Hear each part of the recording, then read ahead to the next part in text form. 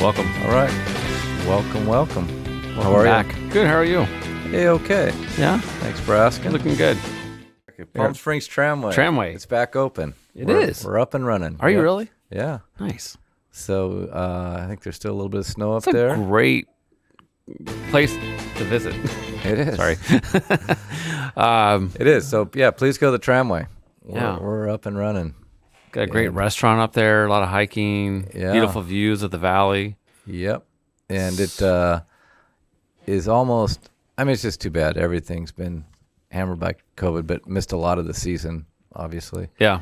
But Well, if you're German, pick up. the season is in August. that's true. That's a Right? great It's like point. the Germans Yeah. are there in August for It some is. reason. Yeah.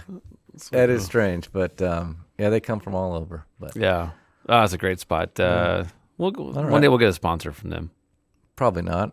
We are a joint powers authority. But we do have a sponsor coming up. I can't All right. reveal it just yet, Okay. but it's coming up. All right. It's a good place to eat in Riverside. I've heard and I've been there Yeah, with you. that's right. Good stuff. So Yeah. All right. So welcome back to Inland Empire News. yeah, but I think we'll skip the Inland Empire for a moment and start out with the extravaganza in D.C. Oh, is that still going on? DC? Probably. Is that still a thing? It's catching on. Well, they're going through impeachment part 4. Oh, I think yeah, they're that's starting right. next week. So There was a bill, by the way. and they're going beyond. They're just going to impeach random people now There was a who bill they don't like. What? out, HR 834, something, I forget what the number is. And I forget what the point of it was, but in the language it said basically, if you were impeached twice, you You're are in no big longer trouble. allowed to X. Yeah. It was just, it never said the word Trump. It just So, said if you were impeached twice. Yeah, gotcha. Then you can't. you can't live in Florida. Something like that, right? Yeah. Got to move to Russia. So Biden better be careful. Right. You know, I mean, it happened to Well, your predecessor. So, what was your take though on it? Did you watch The Did you watch impeachment? trial? Yeah. I watched a little bit, well, mostly clips of it, but Trump's lawyer actually hammered back pretty well, I thought. I agree. Yeah. I was somewhat impressed. I was too. Yeah. Well, you know he did because I watched probably too much of it, but I was intrigued by the arguments. But it was Saturday. So Saturday morning, you get up, right? And so it's going to be, okay, this is the end. They're going to wrap it up. Right. And then all of a sudden, the impeachment managers say, oh, we want to call witnesses or a witness. And so the defense lawyer for Trump gets up and says, what are you talking about? We agreed we're doing closing statements. And then he goes into his tirade, which I thought he did a pretty good job saying, you know, if you're going to call witnesses, so am I, and there's going to be 100 of them. Yeah. Right. And he does that famous thing where he says, well, and it won't be here that I'm going to be setting out depositions that will be taken in my conference room in Philadelphia. and Did he then say it like that? he did. You didn't see that clip? Oh, it's great. And then they start laughing, and he's all, what are you laughing at? Oh, my God. He says, are there any civil attorneys here? He's all, that's how we do it. We send out depositions, and you show up where it says and at what time. Interesting. Yeah, it was a great so and then they broke, and then they came back with no witnesses. But you could tell because he did a fairly good job the day before. Yeah. Overnight, they're like, oh, we didn't do so well. We better start calling witnesses then. And you could tell that Schumer and nobody else knew about this because they're like, WTF, what's going on here? Right. And then so they did take a break, and then they came back, I don't know, an hour or two later saying, no witnesses. We're going to read into the record, whatever that nutball lady, what's her name, Marjorie Green or whatever. Oh, right. Yeah. No, I'm sorry, not her. She's a whole different. Wait, Yeah, she right, getting she's- impeached too now? No, it was a lady from Washington, the congresswoman that voted to impeach. She relayed the conversation that Kevin McCarthy had with her during the whole Oh, yeah. fiasco about Trump saying, well, I guess they care about the election more than you, Kevin. So anyway, so they ended it with that was that. Kind of lackluster. I know the big argument going on was we need to set a precedent if this happens again for future presidents. Because some of the people on Trump's side were saying, "Look, he's out of office. This is not constitutional. You can't convict somebody who's not in office anymore." Right. And so you can't throw him out because he's already been out, right? But then there was, Mitch McConnell delayed stuff on purpose. Democrats, they want to call witnesses. I mean, it's just, and I think the American public, and maybe that's part of Trump's strategy, was like, look, delay this thing as long as possible. No, I don't think Trump had any say in the delay. It was or his supporters, I should say, in Congress. Well, no, I think that was all driven. The impeachment managers, they delayed sending the articles over to the Senate, first of all. Right. And then the Senate, the debate was between the administration. Wait, do we get our stuff through? We still got nominees going through. How long is this going to take? And if they do call witnesses, that could be a month. There's no way we can do that. So it was not designed to convict because they did not. I mean, the articles that they introduced were not the best. It's been talked about. They should have put in the article dereliction of duty, not inciting right, because a lot of constitutional lawyers or First Amendment people saying this is not inciting right, but dereliction of duty, not doing anything about it, that is much more plausible. But they didn't. They rushed it through. They didn't include. They could have had Republican House managers, or at least one of them, to speak to Republicans there. They didn't do that. I think some Republicans even offered. So, and they didn't include them in writing any of the articles, which they would have helped them write to make it a better argument for the Republicans in the Senate. They were just like. And so in the end, we had 7 Republicans, quote unquote, break party ranks and vote for removal of office or conviction, I guess, which I think may or may not have some lasting effects for their careers coming up. So we'll see how and the reason, by the way, that the next step, if they got the conviction, the 2/3 vote, then they could go back on a majority vote, right, and just say you can never run for office again. Yeah. So, but do you really think Trump's ever going to run for office again? Who the hell knows?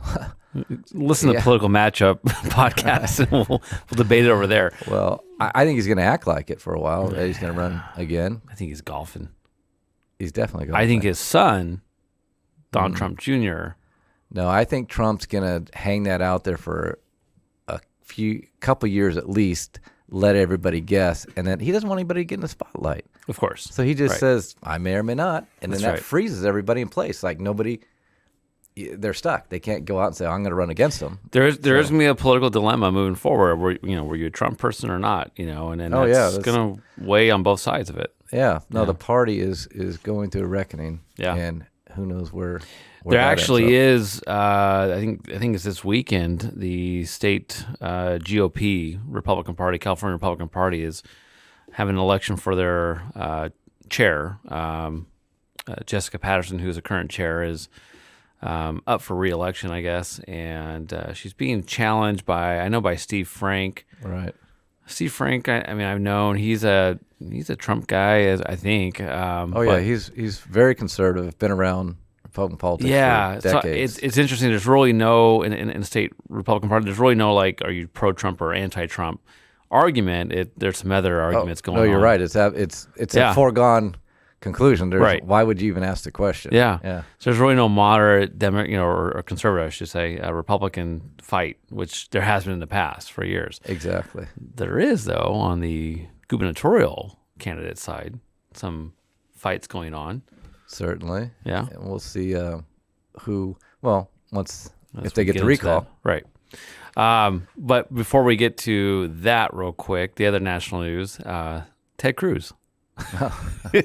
So we talked about this in the past where we had, mayors. The mayor of Austin was in Cabo telling everybody to stay home, and yet he was saying that message from Cabo. Right.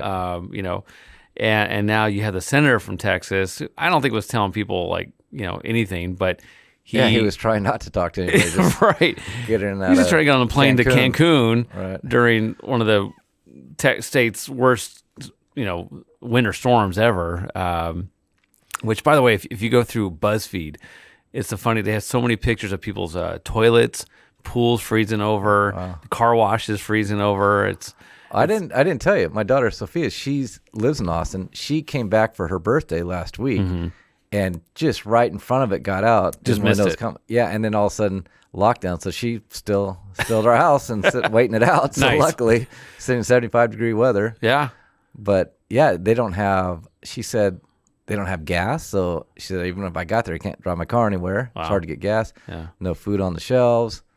and Yeah. no point to going back. I have a friend who lives in McKinney, which is just north of Dallas. Friend of the podcast here, Paul Chabot. We'll bring him on someday. But yeah, he was sending me some photos of him just out in winter weather. Really, nothing affected them too much there. But yeah, a lot of folks affected, obviously. Oh, they didn't have power. My daughter's apartment didn't have power for 3 days or 4 days. I think it just got on today. It's the governor. and when you're not, 1 second. I mean, when you're not built for it as far as your lifestyle, your clothing, and everything, that's not pleasant. No. I mean, if you're in Boston or New York, it's like okay, but your pipes freezing is huge. Yeah, and they're like, what do we do with that? It was 2 degrees in Dallas. You're not going to see that again probably for another 10 years unless you're Al Gore and you think it'll happen every year. But well, it's getting warmer, not colder. So it won't ever happen again. It's another argument is the climate change argument. But are you a denier? What's wrong with you? I just find it very interesting, the argument. I'm just kidding. I didn't mean to go. No. I literally find it interesting on both sides of the issue. There's a very interesting episode of Man vs. Wild. Bear Grylls. It was on Discovery Channel for a while. Now it's on Netflix. And he took President Obama, when he was in office, to Denali, formerly Mount McKinley, in Alaska. And Bear Grylls is not a political guy. He's just kind of he's an adventurer. And he took Obama into this area where they showed pictures of the glacier. Used to be at this point. Now it's back, it's pushed back, whatever. It's just interesting, the discussion, because I know I have friends on both sides of the argument. Scientific friends, actually, believe it or not, not just political friends. So, what? I thought there was more of a punchline to this story. There's no punchline. No, it's just Obama went there and was hiking, Denali area in Alaska. And I'm still curious. Why did you bring that up?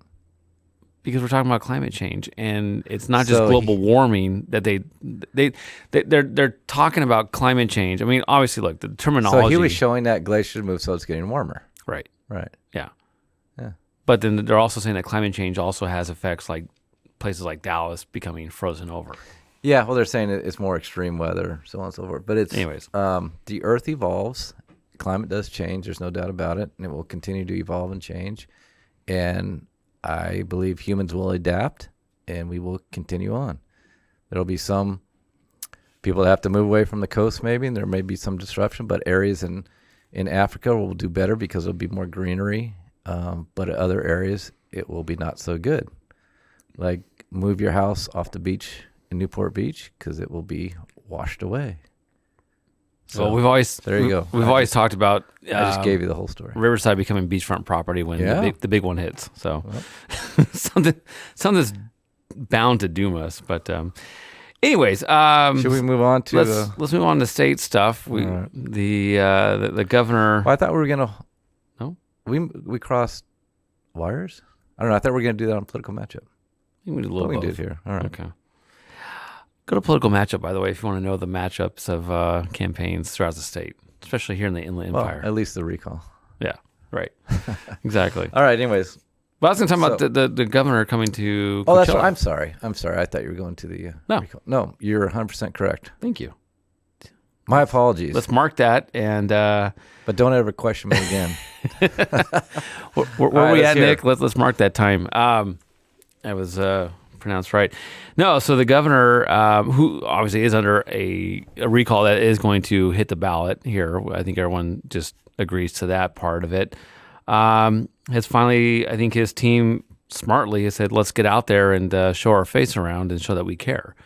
It's very easy, I think, for the media and for folks to criticize Governor Newsom when he's, in Sacramento or wherever he hangs out.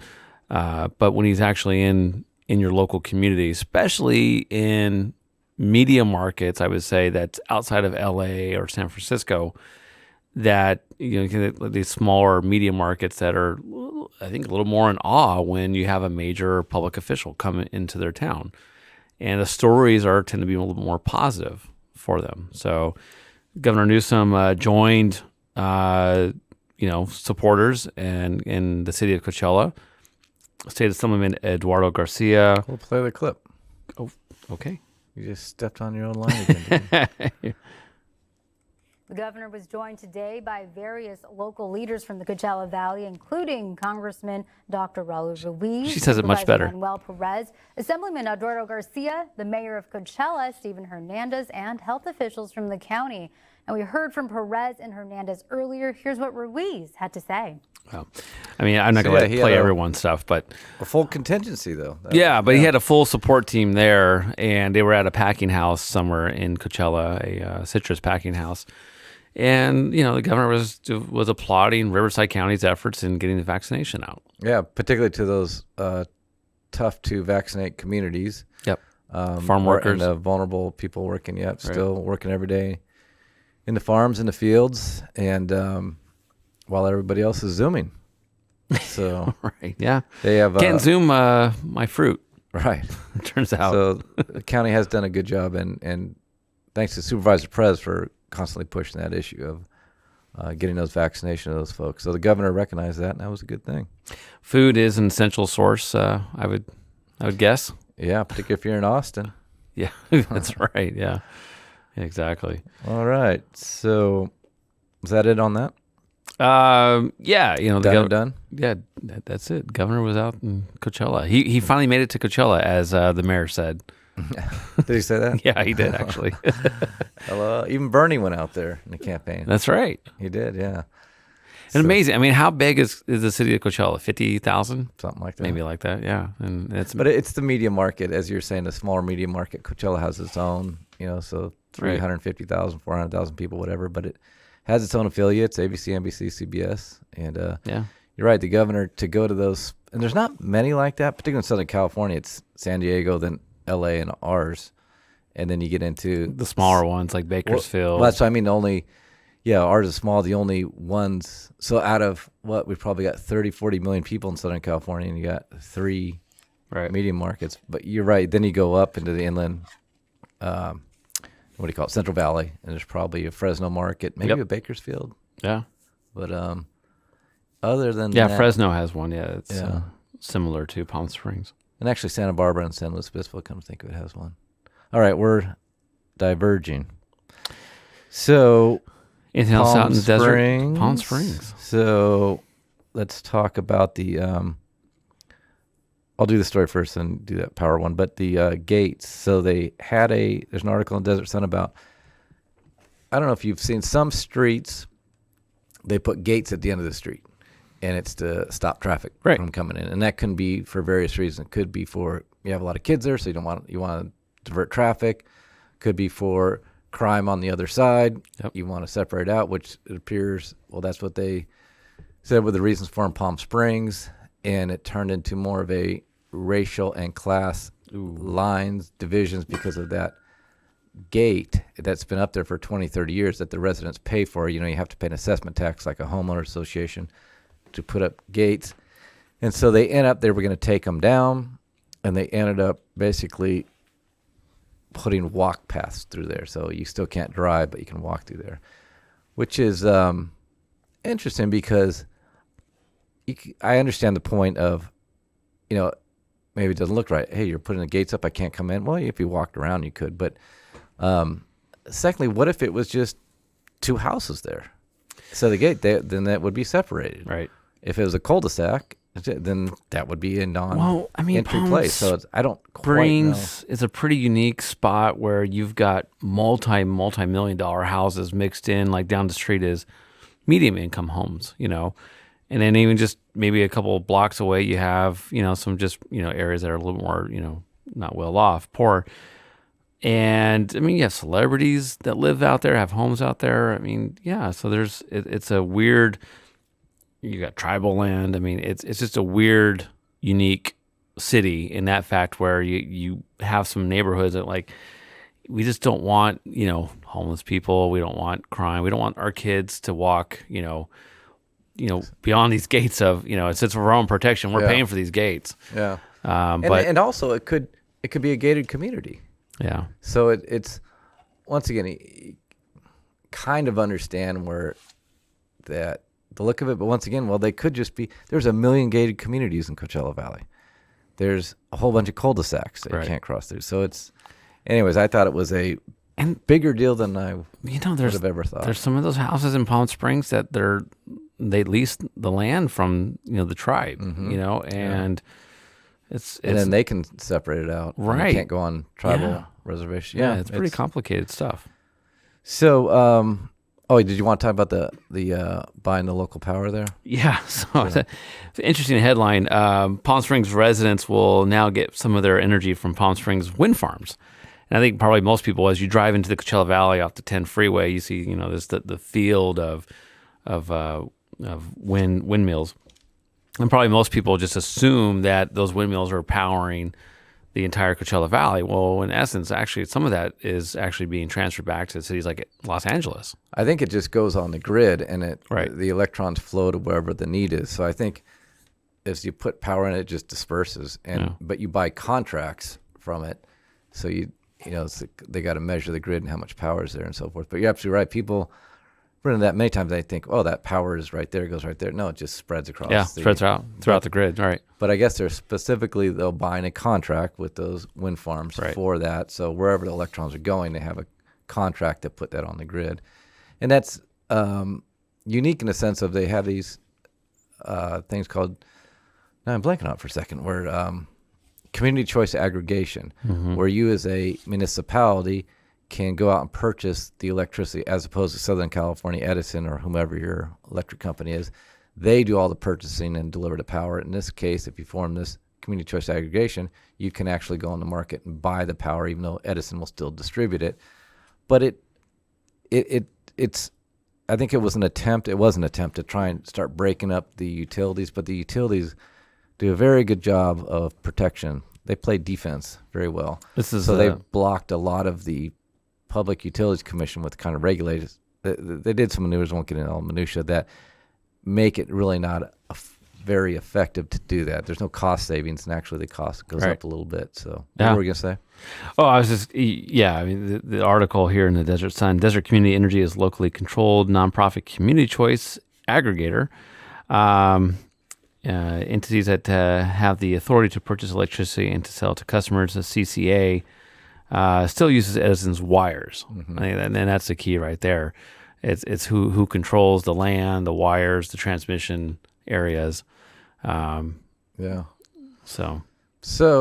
no, that's, I mean, it's good in the sense that more green energy is going up. Yeah. So very well. And there's some out there. I mean, if take the windmill farm tour, it's pretty interesting, especially when you get like right underneath one of those suckers and they're spinning.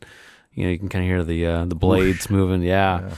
It's and go inside one of them. They're really interesting. And when it spins you around, it's like a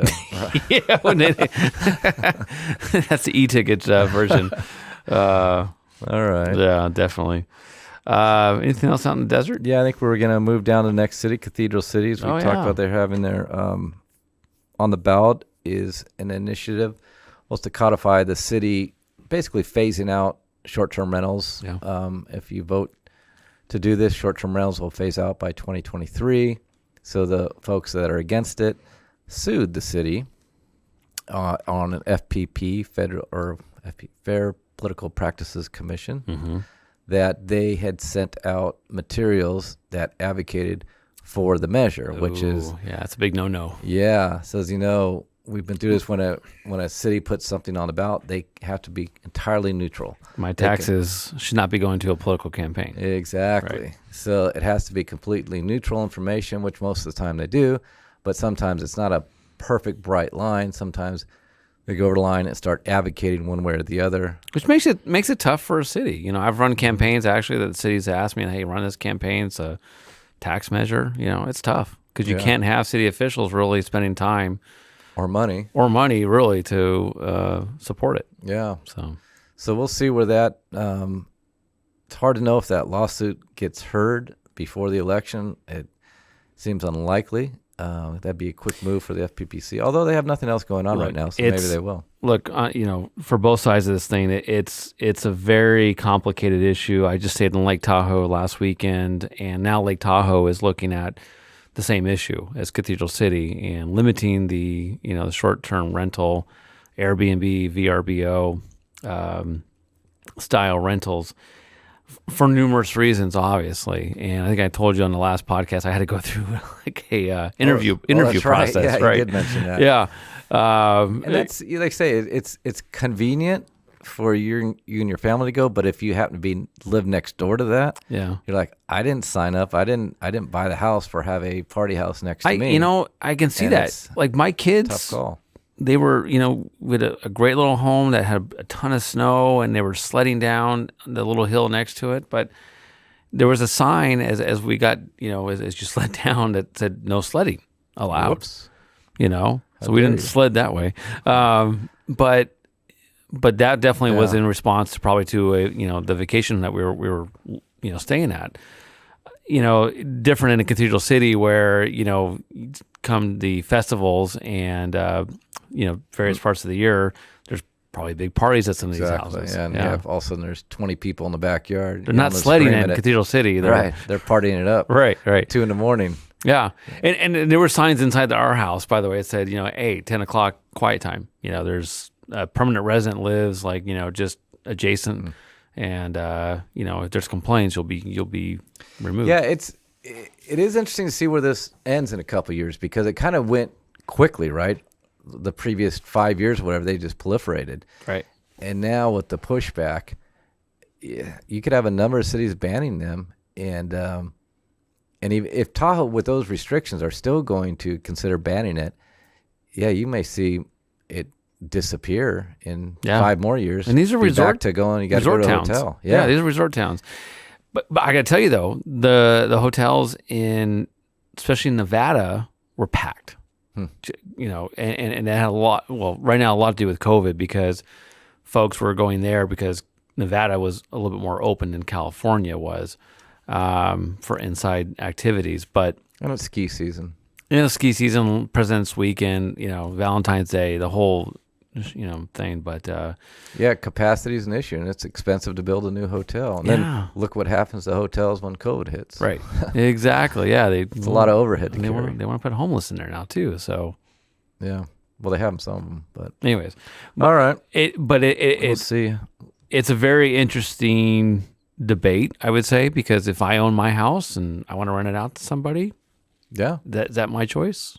But I got to respect neighbors and city property. No, you're right. It is. Like I said, it'll be interesting to see how it plays out, because I know we're kind of going down a little rabbit hole here, but it's like getting rid of zoning. A lot of the state of California, there's a lot of bills. Well, every year is a bill now to get rid of a single-family zoning, meaning you can build 3-4 living structures on what's now one home, one lot. Right. And it's like, well, what if you bought your house next to that? You didn't want 4 different families. I mean, that could be a party house, 4 families living next to you permanently. Right. And so, it's an issue. We'll move on. Here's another good, I think, controversial issue. Great. We'll make it controversial. Let's do it. City of La Quinta is putting out $1.2 million to put cameras or more cameras around the city, around intersections, parks, libraries around the area. Okay. And once again, you can understand the good and the bad, right? It's good you can catch the bad guys there breaking into the library. But the influencers on Instagram probably love it. Yeah. Right? Yeah. No. So, I guess so. So anyways, it's a public safety issue. Yeah. So you probably, I'm sure it deters a fair amount of crime and catches a fair amount of criminals. But do we want to live in a surveillance state? I was going to say, 20 years ago, probably vast majority of the public's against having cameras throughout. But now we live in a world where everyone has a camera if they have a phone. Or on their door. Everywhere. Like almost everything is captured by a camera these days. So, it's a little different. I agree with you, but it's something of a distinction to have government placing cameras all over and have the government have eyes to everybody, as opposed to private citizens that can do it. Okay, but It's not the government that has the power of law, the power to imprison you, and so on and so forth. And what they do with that footage, if you jaywalk, are they going to come out and give you a ticket? You apparently they would. Well, yes, me who's actually been guilty of jaywalking before. It's in my Before record. cameras. Look at my mugshot. That would be a second offense, dude. Am I the only one in this room who's been jaywalking? You're the only one that I know has ever been ticketed for jaywalking. Fuck. All right. You must have been drunk or something. I was a high school student. Naked? No, I was just walking. I was actually ditching class, but Okay. cop didn't ask about that. Anyways, yeah, cameras. Anyways, it'll be interesting to see how this. Yeah. If this is obviously one city, I don't know how many cameras are getting for a million, but as this continues, it's only gonna grow more and more and more, and we will at some point soon, I would assume, you could not walk outside without being on a camera, particularly in urbanized areas. I just assume I'm always being looked at but it's by somebody. It does. It almost. Think about this. It almost creates your own morals. I can't think of the right word, but you check yourself then, right? Well, normally I'd like to go rob that store, but I might not today because there's probably a camera around. Great example. In my earlier days, I would be looting, but I'm not going to. So it really probably does have a good effect of less crime. But once again, like say if you're jaywalking, or let's say you were, who knows what, but do you want the government's eyes on you 24/7? Good point. All right, enough of that. So unions. Oh. So the Desert Sun had a story in their own paper that their employees voted yes to unionize. Can you and do I that? thought, They did it. Labor's Act, they did it. Yeah, so you just had to hold an election. So I was telling you earlier, it's like about time. Surprised it hasn't happened. Long overdue, right? I mean, with the way that most journalists are, they tend to be more liberal, left wing, and right? They're for unions. Why are you not unionized? Yeah, and it follows on. I think it was Google that had a vote for a small group of their employees, really small. Probably 2% of the employees voted to unionize. Okay, and once again, how come that hasn't happened? Yeah. They're all in the tech world. That's obviously all left. And so why are they not all unionized? So I am happy to see people are living their true causes. And I think the LA Times had voted to unionize not too long ago as well. And it's just amazing. Earlier. Yeah, exactly. It's amazing it has not happened earlier. Yeah. Mm-hmm. I think UCR employees, or not UCR, excuse me, UC employees. UC system. Yeah. System, sorry. I think they've unionized. Well, those are public entities, so all public institutions are unionized. But then, actually wasn't that one, but there was the staffers for state representatives, like Senate or Assembly. Yeah, great point. They've been talking about. Yeah, I remember my staffers were. They had brought that up. I said, you should unionize. Absolutely. Because they brought it up as a joke. And I said, absolutely. Because I guess there was a attempt at that probably early 2000s. But, once again, I'm surprised. Why are they not unionized? Yeah. It's a complete Democrat-controlled institution, capital. And they want to unionize other things. Why would they not unionize their own staff? And honestly, they should. They should. I probably would support that, actually. Yeah, I think the tough part, I would, in the sense of if that's your ideology, as it is for the majority party there, then they absolutely should. Yeah. Now, if your ideology is not supporting unions, then no, you shouldn't. Well, but I think, let me finish that for 1 second. I think the problem becomes, it's the problem with unions is if you're considered, if you work in a legislative capacity for whatever capacity for a legislator, your hours are not 9 to 5 quite often. Exactly. A lot of times they are, but you have work you have to do at night because you have sessions that run all night. You could be on the floor until 10 or midnight or whatever, or in our case 24 hours. But so you then are in a massive overtime situation, and you haven't budgeted for that, and you can't not have them do that. And then weekends when some of the members of senators are in their district, the staff has to go with them to certain events. That's right. So that's how do you schedule that out? It's very tough. Yeah. But that's what's good for the goose is good for the gander. Yeah, I'm shocked that the state staff has not been unionized. Mm-hmm. to this point. Because it's like you said, they usually work 24. I mean, they're connected to their phones. Mm-hmm. The bosses say, hey, I need this, I need that, I need a certificate done. I'm going to a church tomorrow on Sunday. Can you come attend with me? So there's, doesn't always cover the pay description. Right. No, you're absolutely right. And when I was in the legislature, I was cognizant, tried to be, to not have staff go with me to everything on the weekends because I realized that's because I was a staffer myself, and that's a pain in the ass. But you realize at some point, but I do need, because you go somewhere and they want some information, and it's like, okay, can you talk to so-and-so? Can you talk to Mark? Yeah. But it's tough to schedule that. Yeah. It is. Yeah. Well, it comes down, honestly, it comes down to, I think, helping serve the public, because you're one person, or the member's only one person, and you need to have support staff because you represent 700,000 people or more. So, to serve the public, you do definitely need to have a staff that's going to be sitting there helping you out. So, anyways, well, good job, Desert Sun. All right, so out of the desert into Riverside? So Riverside Utility, which City of Riverside provides its own energy and water to its residents, has been depositing 11.5% of money generated by its electric utility into an account that pays for things like police and fire, park upkeep, street repairs, and other things. So that's actually coming under some scrutiny, and might find its way to the ballot here in November in the city of Riverside, which huge moneymaker. I actually think the utility, if I'm not mistaken, brings in more money than just revenue than the actual city of Riverside does on its own. I'd be surprised about that. Nope. Okay, but think it is. But I think, diving into that a little bit more, I think what happened, correct me if I'm wrong, the city general budget, as you described, had been pulling in money from the utility budget and basically using that as a source of revenue, which they legally cannot do because it's two separate entities, legally separate entities, and utility can only spend money on things that they're chartered to do, deliver electricity.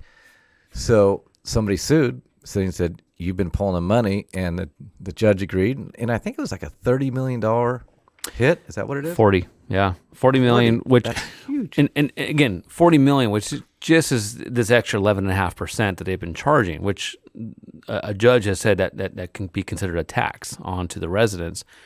That 40 million is 14% of the city's overall budget. That's not including the other part of the utility, fees. Just this 11.5% is $40 million that's going into the city coffers. And it brings up other things that they've passed some measures in the past, Measure Z, which was supposed to go to help support police and whatnot. So, yeah, there's going to be some. So what are they going to do here? So the city voted 5-2 to potentially push us out to a ballot initiative to in do what? November. To allow them to keep that.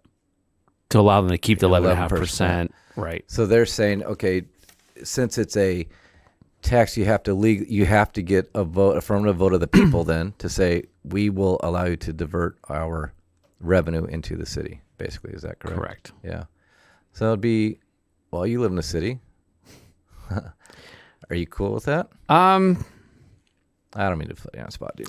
I'll say this. I talked to Councilman Ronaldo Fierro. I didn't tell him I'd be talking about it on the podcast, but I told him, I said, he had probably the best comments in response to this. I'll read them here. There's exponentially more cost to losing the ballot measure. Voters need a lot of confidence in an item to vote for it, he said. So essentially what he's saying here is if we put it on pause until November, losing a couple million a month or whatever the cost is to figure this out, to make sure it works for the residents, it works for the city budget, is better to lose that short-term money than losing the 40 million a year and being short-sighted on this in an election in November. So he's taking a cautious approach to it, saying that yes, this is important for the city. We need this, but we don't need to be unnecessarily taxing, ratepayers necessarily if it's not needed. So let's take a look at it. It will be interesting to see how the arguments develop, because you're not at the heart of it, right? The city has a budget. It has revenue from sales tax and bed tax, whatever, property tax. So they're supposed to have a budget from the money that comes in and spend it as whatever their revenue flow is. Right. So if you start taking a completely separate thing and say, well, we're going to pull on that can't work, right? Because then you simply raise your own tax, right. Raise your own sales tax, Yeah. raise your own property Right. tax, do a parcel tax. Yeah. But why are you pulling it from a completely different entity? I think this is definitely something we'll have some people on in the future, some pros and cons on it. And I've talked to folks on both sides. So, but yeah, moving to just north of here, San Bernardino, there's a little neighborhood called Verdemont. It's on the north side of San Bernardino. And there's been some potential development going on, but there's a developer that owns this piece of property in the little neighborhood called Verdemont that has dumped concrete in this neighborhood.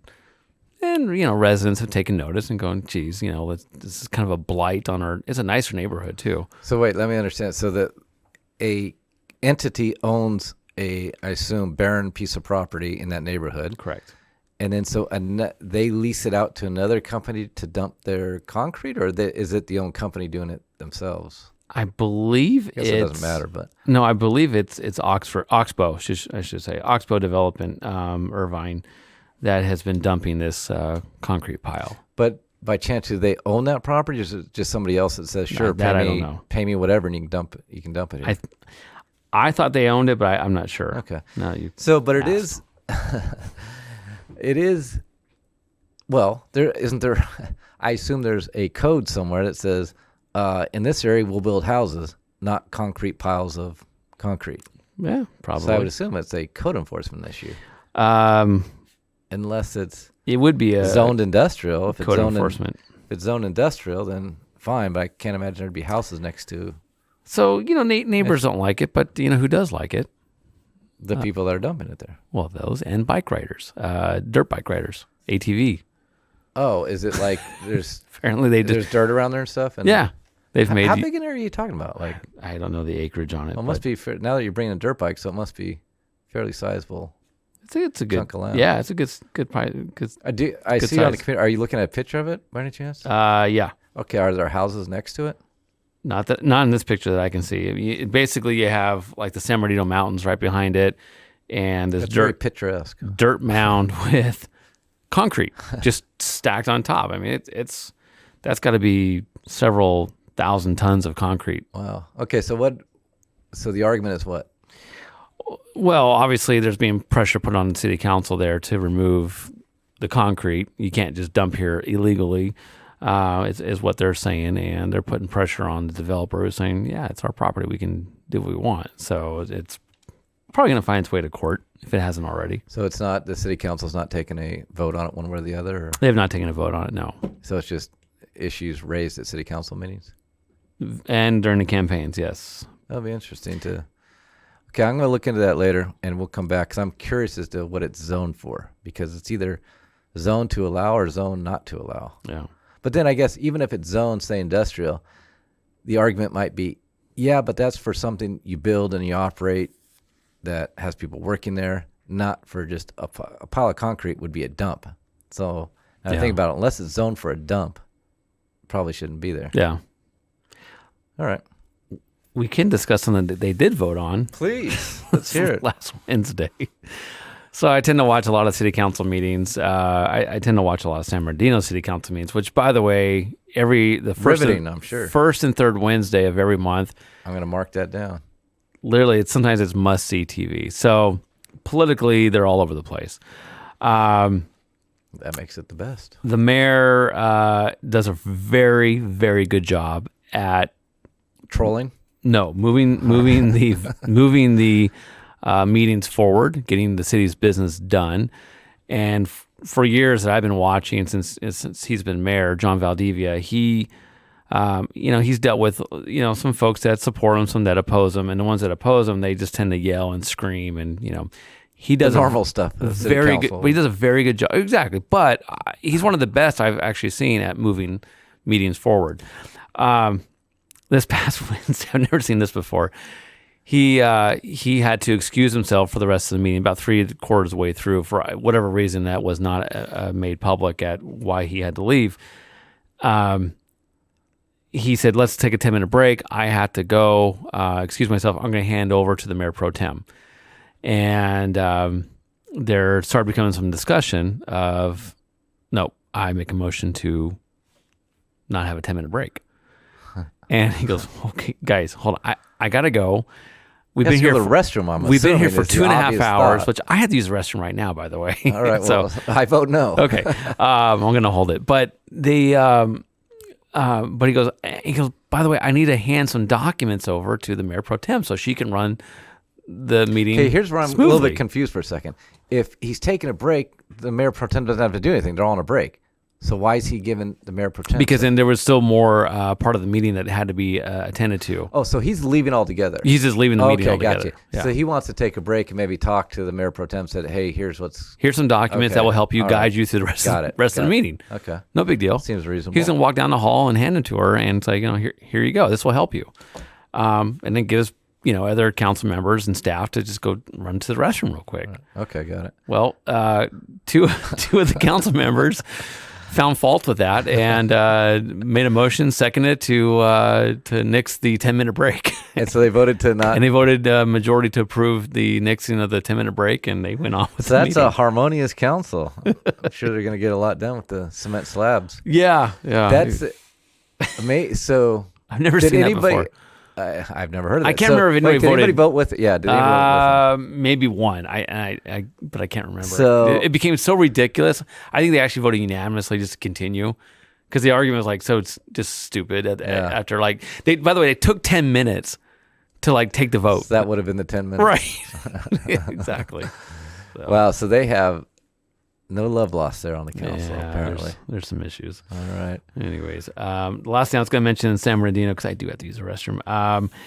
This is actually interesting, and I want to have a podcast, honestly, directed toward just focused totally on the San Bernardino terrorist attack of 2015, because there's so much that went on. It really was never thoroughly discussed in this case. And unfortunately, 14 people tragically lost their lives that day. But the mother of one of the terrorists actually was finally sentenced to it's Rafia Sultana Sharif, 67, of Corona, also known as Rafia Farouk, which was there you go. Now I know who you're the talking mother of the husband that opened fire that day. And she apparently destroyed documents, evidence that was leading to their master plan of this attack. And so she's been put on house arrest for quite some time. So they just had the trial. Yeah, so finally that was a while ago. It was a while ago, but she finally came to a plea agreement. And how much time did you just say? 18 months. That doesn't seem very significant. It doesn't. No, I'm sorry. 6 months of home confinement. My apologies. 3 years of probation. So still, yeah. Well, I guess it's a matter of how much she was involved or how much evidence. It just seems like a light sentence, though. It does, for such a horrific. That's why I want to dive in. I literally want to do a whole podcast on this one. What the hell happened there? Because that has a real interesting Supreme Court case. We can talk about them whenever we do it, about whether or not Apple had to give up the code because they found the guy's phone, and the cops were like, "Hey, Apple, open this up for us so we can see what's inside there." And no can do. And it went to the Supreme Court. Yeah, that'll be a good thing to. And there's still a guy sitting in jail that lived in Riverside or Corona, I think. That was a part of that, helped buy the gun for these guys, to commit these acts. So, yeah, okay. That's definitely a good idea. We will spend half hour, an hour on that at some point. Absolutely, dive in. Yeah. All right. Anything else? That's it. Hey, it's been a pleasure. Nice seeing you again. Nice to hang out. Thanks, man. Appreciate it. Okay, so Nick and I vote no on you going to the bathroom. So you're gonna have to tough it out for another. All right. For the rest of the day. Should stop drinking during this podcast. Stop drinking. Period. All right, we're out.